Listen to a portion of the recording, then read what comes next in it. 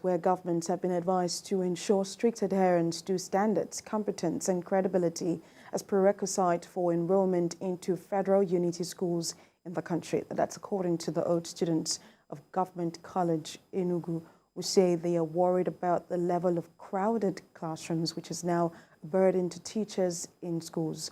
Bamidele Ajayi reports. Education remains the hallmark of growth, the unique source of Human Capital Development Index.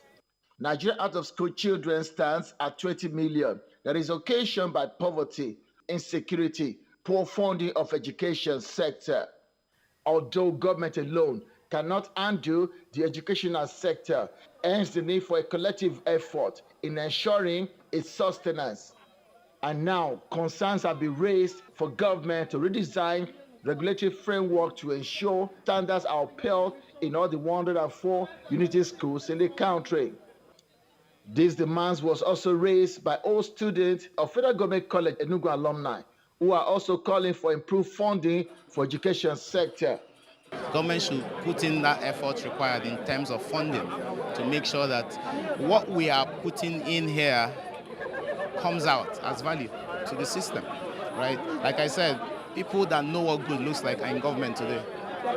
Let's invest more, not just infrastructural development, but in human capacity development. One of the major challenges was clean drinking water for the students. Most of the students have to drink from a shallow well. Former governor of Cross River State, Lieli Moke, is requesting for an urgent step in addressing education challenges, enhancing budgeting. As a nation, we have stopped prioritizing education. And that is going to be something that will have a profound adverse impact, not just on the economy, but on our lifestyle.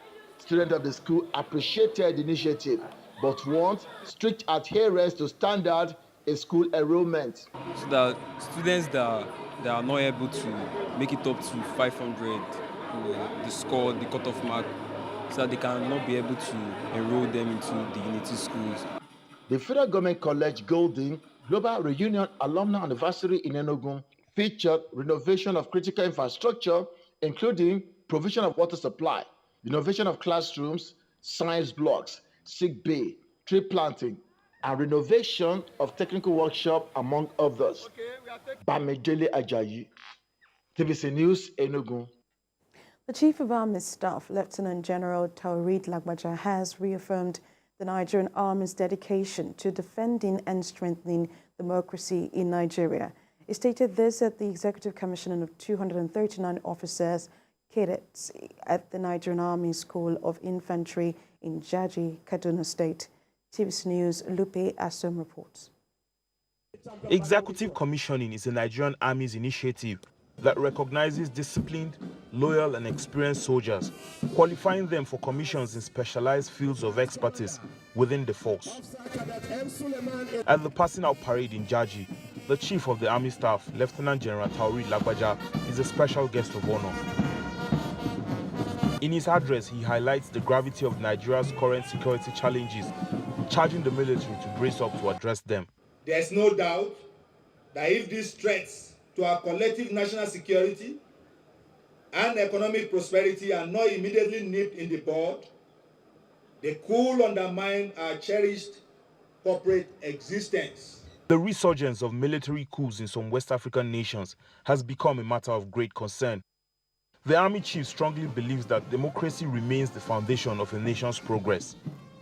He reaffirms the Nigerian Army's commitment to defending and strengthening democracy while remaining apolitical in their constitutional duties. I'm unequivocal in my belief that the only thing better than democracy for our country in this modern era is more democracy. I shall not fail to use this all-important platform to reaffirm the commitment and unalloyed loyalty of the officers and soldiers of the Nigerian Army to the government and the constitution of our great nation. Our democracy is a cherished value, and the Nigerian Army is poised to defend and strengthen it and not contribute to undermining, let alone truncating it. It is hoped that the Nigerian Army's dedication to safeguarding the nation will pave the way for a prosperous and stable future. Lupe Asom, TVC News, Jaji, Kaduna. The Nigerian Army, in its effort to tackle insecurity in Nigeria, recently changed its Defense Academy curriculum to meet the contemporary security threats facing the country. 315 cadets of the Direct Short Service of Nigerian Army and COAS 31 Nigerian Air Force members are participating in the Academy Camp Highland exercise at Sherry Hills Training Center in Jos, Plateau State. Funam Joshua reports.